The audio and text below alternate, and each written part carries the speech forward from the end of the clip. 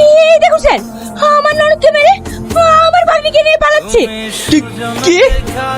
Constable arrest him. Sir আমি কিছু করিনি স্যার, স্যার আমি কিছু করিনি স্যার। হ্যাঁ, তোমার মাকে রাশিদে মেরেছে।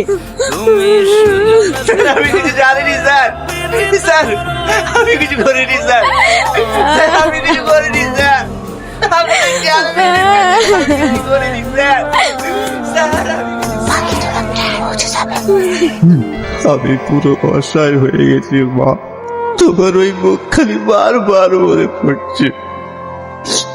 আজ আমার সব থেকেও কেউ নেই। তোর গরমের আমি ধার ধারিনি। ও কিছু বলতে গেলে তোমার গরম ঘাস কাটবে কে? ও তোমার মাঠে কাজ করবে কে? ও আর আমাকে বসে বসে খেতে দিতে হবে? আমি পারবো না। আমিও খেতে দিতে পারবো না। আমার বাড়িতে থাকতে হলে কাজ করে থাকতে হবে। ও তাই নাকি? তাহলে তোমরাই পোষো, আমাদেরকে কিছু বলতে এসো না। ঠিক আছে, আমি ওকে বুঝবো। কি ব্যাপার গো, ছাগল ডাল খেতে পাইনি নাকি? খাবে কি করি? মাঠে গেছে নাকি? ওই দোকানে বসে বসে গিলছে। তোর কিছু বলিনি। এই সাথে কি হচ্ছে? আরো মনে আমি দেখবো না আসবো। তোর এই বাড়িতে কোনো জায়গা নাই। বেরো এই বাড়ি থেকে।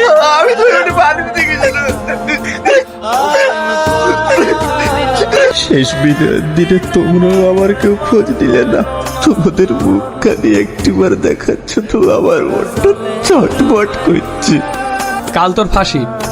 তোর যদি কোনো শেষ ইচ্ছে থাকে তাহলে বলতে পারিস। দেখ, এটা আমাদের ক্রাইটেরিয়া। তোর যদি কোনো ইচ্ছে না থাকে তাহলে বলতে পারিস, আর যদি কোনো ইচ্ছে থাকে সেটাও বলতে পারিস। আমি ফাঁসির আগে একটিবার আমার ভালোবাসার মানুষের মুখটা দেখতে চাই।